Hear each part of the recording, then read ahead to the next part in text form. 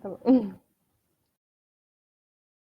William, você vai conseguir entrar com a gente pelo microfone?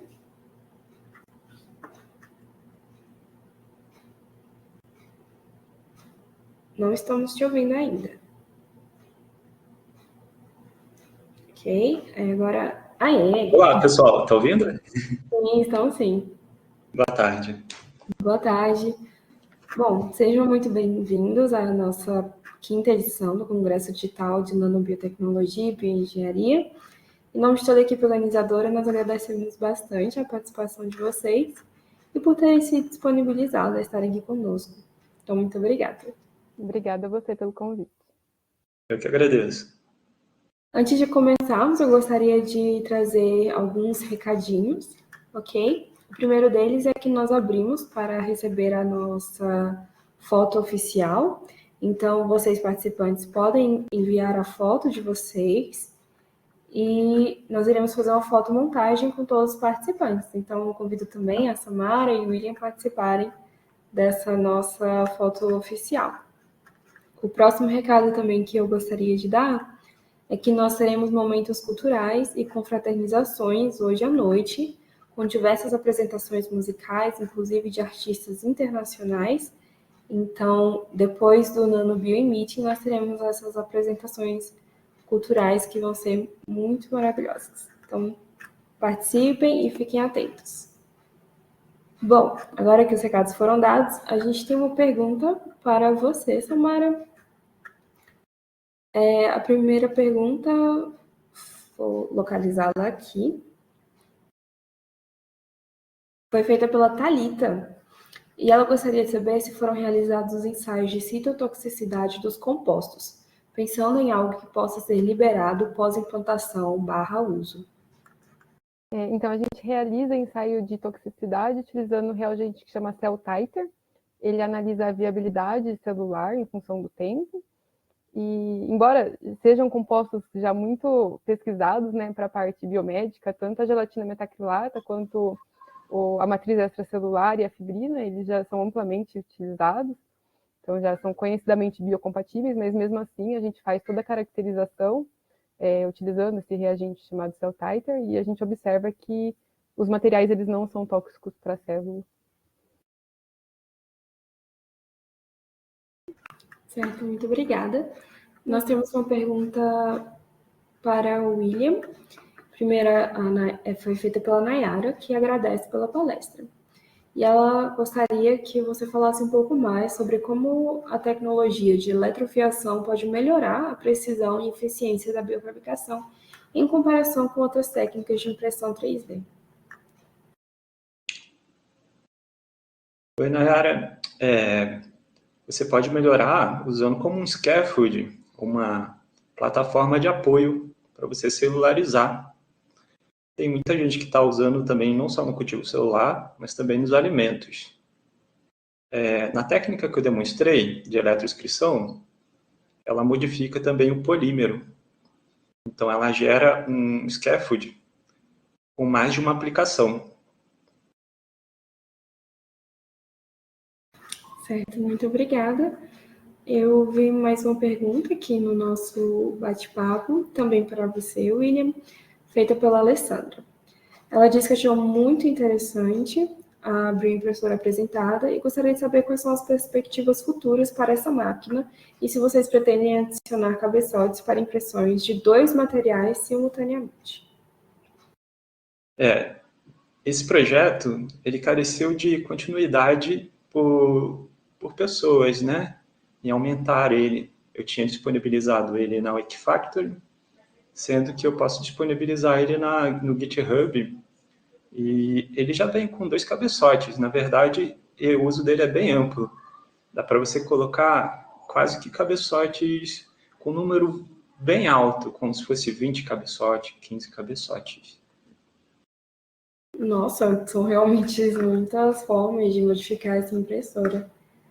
Eu estou verificando aqui se nós estamos recebendo mais perguntas, mas de antemão o doutor Luciano agradece e elogia bastante, foi realmente apresentações muito boas, então nós agradecemos. E vamos só aguardar mais um pouquinho. Infelizmente, a doutora Cíntia e a Gabriela não puderam estar presentes conosco hoje por questões pessoais, então nós iremos levar essas questões relacionadas ao projeto delas para que elas possam responder vocês melhor futuramente utilizando o e-mail, ok? Então, pedimos desculpas pela ausência delas, mas as perguntas direcionadas a elas estão sendo recolhidas e vão ser levadas para serem sanadas. Bom, eu acredito que nós não tenhamos recebido mais nenhuma pergunta, infelizmente. Mas, mais uma vez, nós agradecemos por esse momento, agradecemos pela presença de vocês. Obrigada pela apresentação, foi muito bom tê-los aqui conosco durante esse brevíssimo momento, mas obrigada por terem se disponibilizado. Eu acho que, Alice, só um minutinho, acho Oi. que o Luciano perguntou mais uma coisinha aqui embaixo. Ok, desculpa, passou batido. Luciano pergunta: quais são as adaptações de ambos os lados, hidrogéis e impressoras, seriam necessárias para a aplicação dos biomateriais? Ótima pergunta.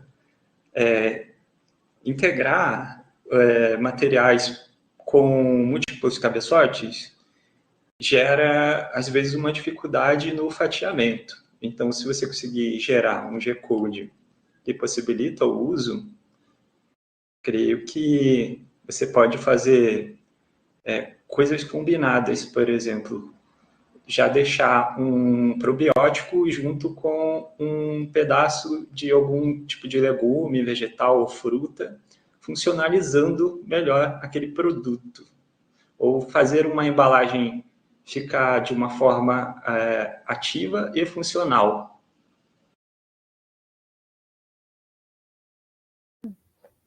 Em relação às biotintas, a grande dificuldade de imprimir materiais contendo células é obter um material que consiga manter a forma após a passagem pela impressora e que não mate as células, porque assim, para imprimir é melhor que o material seja bem viscoso, bem durinho, e a célula não gosta desse tipo de material. Então é uma dificuldade muito grande de achar um meio termo, um material que seja fácil para imprimir, que mantenha a forma e que as células consigam sobreviver nele. Então esse é o maior desafio na nossa área assim, das biotintas para aplicações médicas. Certo, obrigada. O Luciano gostaria de saber um pouco mais, Samara, como seria a questão da esterilidade? Como você imagina que seriam as soluções? A gente filtra tudo que é utilizado, então a gelma é filtrada, a matriz extracelular, a fibrina, todos os reagentes que a gente utiliza, eles são filtrados, né, em filtro 022, então é tudo estéreo. E a impressora, a gente faz de duas formas aqui no laboratório. Tem uma impressora que a gente deixa dentro de um fluxo, então todo o processo de impressão é feito dentro do fluxo, em cabine estéreo. Ou a impressora precisa ter um filtro EPA acoplado, e aí, durante o processo de impressão, mesmo fora do fluxo, ela é um fluxo, ela é grande, a impressora da Cell Ink, então também mantém a esterilidade. Então tem que tomar cuidado com essas duas coisas, tanto o preparo do material, quanto na hora de imprimir. Então, por todo esse processo, o ambiente tem que ser estéreo. Obrigada. O Luciano gostaria de saber, William, se algo pode ser incorporado em impressoras como a que você desenvolveu para contribuir com o cenário que a Samara sinalizou agora. Pode sim. Você pode fazer misturadores estáticos para ajudar com a extrusão e modificar o bico para fazer ele ser microfluídico. Ou seja, você pode usar também pulsos elétricos para depositar, além da seringa, o que auxilia também na extrusão do objeto. Obrigada. Só um pequeno parênteses, as perguntas que não puderam ser respondidas aqui nesse momento, elas serão respondidas sim posteriormente, pois estamos recolhendo elas e nós iremos dar o retorno assim que possível. Mas, voltando à nossa conversa, a Victoria gostaria de saber se vocês já trabalharam com outros materiais, além da gelatina metacrilada, e se chegaram a trabalhar com combinações da gelatina com outros materiais. Sim, a gente já tem combinado gelatina também com PRP, que é o plasma rico em plaqueta, com alginato, tanto gelatina misturada com alginato, quanto alginato puro, em combinações com outros materiais. A gente já varreu uma grande quantidade de composições. A gente trabalha também com pegda, a gente trabalha com celulose. Nossa, vai me faltar aqui todos os materiais que a gente trabalha, mas é uma vasta gama assim, de materiais. Eu escolhi alguns para apresentar aqui, mas tem vários outros que a gente vem explorando também.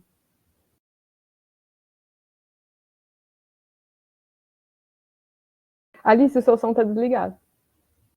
Obrigada. Luciana, gostaria de saber, Samara, como minimizar o estresse dessas células. Existem várias formas. Uma delas é na hora de misturar o material com a célula. Isso deve ser feito da forma mais branda possível, muito devagar, sem ficar pipetando assim várias vezes muito rápido, senão a célula já começa a se estressar aí. A agulha de impressão, ela não pode ser muito fina, senão também causa uma tensão de cisalhamento alta e a célula também sofre nesse processo. O processo de reticulação tem que ser muito bem pensado, se o material reticula com UV, se reticula com calor, se reticula com cloreto de cálcio. Se for um processo muito agressivo, também pode matar as células nessa etapa. Então, assim, cada passo tem que ser muito bem pensado para ir minimizando o sofrimento das células. Também o tempo que você deixa ali a célula misturado com o material tem que ser o menor possível, porque ela fica sem meio, sem a temperatura adequada. Então, são vários passos que tem que ser bem pensado para deixar ela sofrer o mínimo possível. Ok. Bom, o Luciano gostaria de saber de você, William, como acelerar os processos de bioimpressão 3D? Realmente, devido ao cisalhamento, que nem a Samara falou, você pode multiplicar os cabeçotes ou multiplicar o número de seringas, né? Então, você conseguiria aumentar um pouco mais a velocidade de impressão. Certo, muito obrigada. O Luciano está aqui digitando, eu vou ver se ele tem mais alguma pergunta direcionada a vocês. Então, peço só para aguardarem um pouquinho ele terminar de escrever.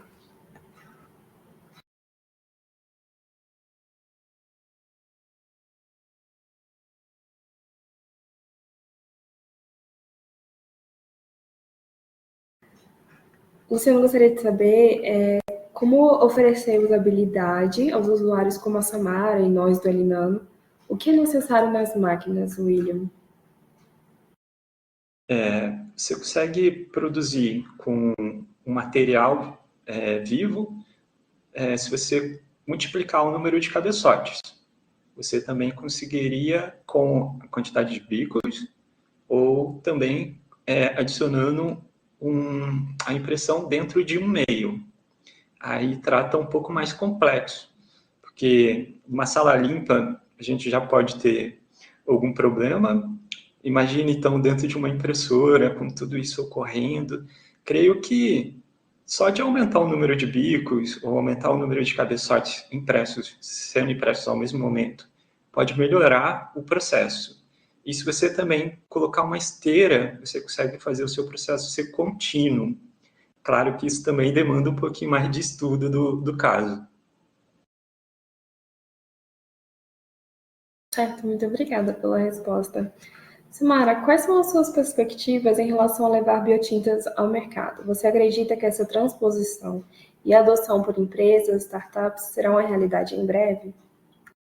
Eu espero que sim, mas como esses materiais contêm células, né, tanto é difícil a parte da legalização, quanto também da parte da comercialização, são materiais vivos, teria que ter um prazo de validade, tem toda uma estrutura necessária para manter esses materiais vivos.